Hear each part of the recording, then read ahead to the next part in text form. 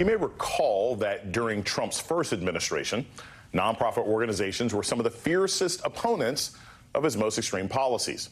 Groups like the ACLU, the NAACP, and Planned Parenthood consistently use legal action to fight back against Trump's most egregious and inhumane acts. Now, these same groups are once again gearing up for a fight. That is, unless Trump cronies in Congress are able to do anything about it. Last week, House Republicans tried to pass the Stop Terror Financing and Tax Penalties on American Hostages Act. What that bill would do, other than provide tax relief to Americans held hostage abroad, is give the government unilateral authority to strip tax-exempt status and essentially shut down any nonprofit deemed a, quote, terror-supporting organization. One can only imagine what an incoming president who has threatened retribution and vowed to go after the enemy within would do with that kind of power. The vote last week failed, even as 52 Democrats and almost all Republicans supported it. But the House is expected to take it up again as soon as tomorrow. Joining me now to discuss is Derek Johnson, President and CEO of the NAACP. Thank you so much for joining me this evening. President Johnson, I have to start with this. This bill is terrifying. Basically, the government can identify any group and say you're a we're going to take your 501(c)(3) status away. What is the NAACP doing right now, with very likely in another impending vote tomorrow, sometime this week? Are you ringing off the phones? Are you looking at the people who voted for this last time? What's your plan in the immediate sense of dealing with this bill?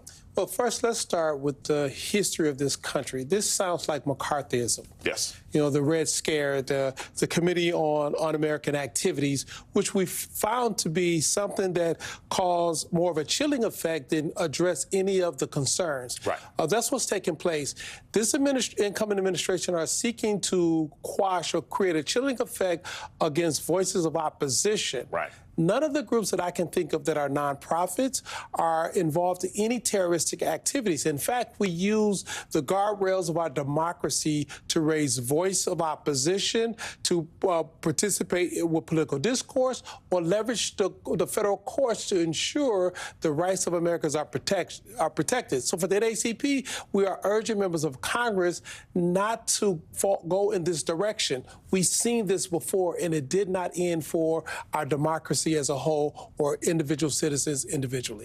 So I have to point this out because this shocked me when I look at the 52 who voted last time. You have members of the Congressional Black Caucus, Congressperson Hayes, Congressperson Davis, Colin Allred, Lucy McBath, Gwen Moore.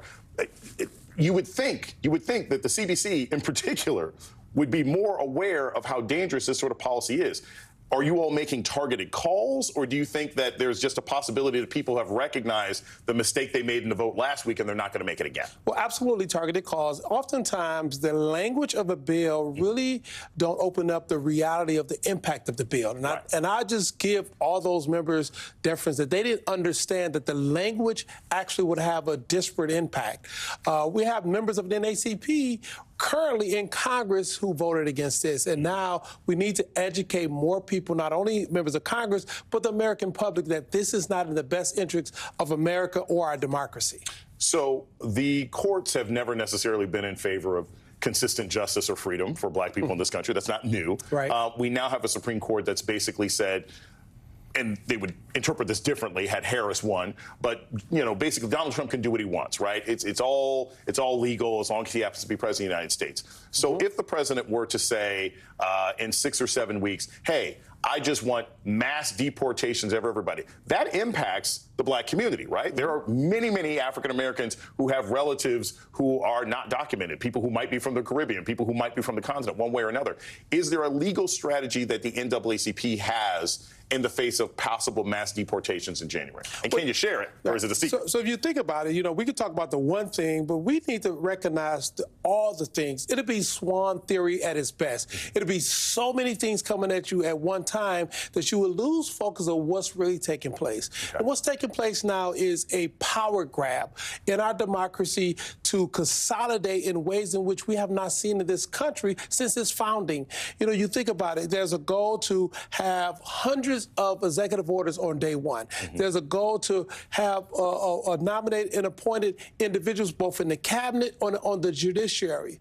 There is a power grab that we need to stay focused on, so we can go and play whack-a-mole to hit all the many things, or stay focused on what's really taking place. And it is a subversion of our democracy. And so for the organization, in AC particularly, we need to stay focused on the big thing and figure out what is the right approach in this moment, because our democracy is directly attacked, and the enemy is not from somebody outside. The enemy has just got elected to office. So I look back, we talked about this with the team we were preparing for this segment. Trump hasn't spoken at an NAACP convention. You know, he's been invited times. He doesn't show up. He says, I'm busy or something else. He doesn't care one way or another. There are some who would argue, not me, I'm not in that some, but some who would argue that, hey, these are the folks in power. You should be looking to find places in common. You should be engaging. Do you see the NAACP as having an adversarial or an engagement sort of philosophy with this incoming administration? Our goal is to look at the public policy, not the politician. And if the public policy align with opening up access to opportunities, ensuring that all Americans have equal protection under the law, to guarantee the promise of the Constitution would apply across the country, that's our focus. And if this administration is willing to ensure that equal protection under the law, the Constitution applies to everyone, and that we have an opportunity to live out that creed of the pursuit of happiness and liberty. That's our focus, regardless of what political party is in place or the politician that serves in office. One last question, because I think this is really key. Oftentimes when we are faced with circumstances such as this, and none of us have lived to see this before, this was more like Woodrow Wilson 100 years ago, have you seen an increase in membership? Oftentimes, in the face of increasing authoritarianism or threat, you see people joining organizations. Has the NAACP seen more interest, or more people come to the website? Have more people, have donors come and said, hey, I want to make sure that I'm a part of your organization? Have you seen that change in the last 2 weeks? What the shocking outcome of the election 2 weeks ago have created an increase of interest. We've seen membership increase, we see support increase, but we also see an increase in calls. Say, what are we going to do? People are concerned. We recall 4 years ago that the increase in hate crimes went up. Right. In 1 week's time, we've seen a massacre in Pittsburgh, a mass shooting in Louisville, Kentucky, and El Paso, targeting the Black community, the Latino community, and the Jewish community. In America, we should be talking about how we come together, not allowing the tool of race and otherism to divide us, so individuals can seize the center of the chessboard for power, taken away from all of us, black, white, green, or other. Thank you so very much. I really do appreciate it. NAACP President and CEO Derrick Johnson, thank you so much for joining us this evening on The ReidOut. Thank you.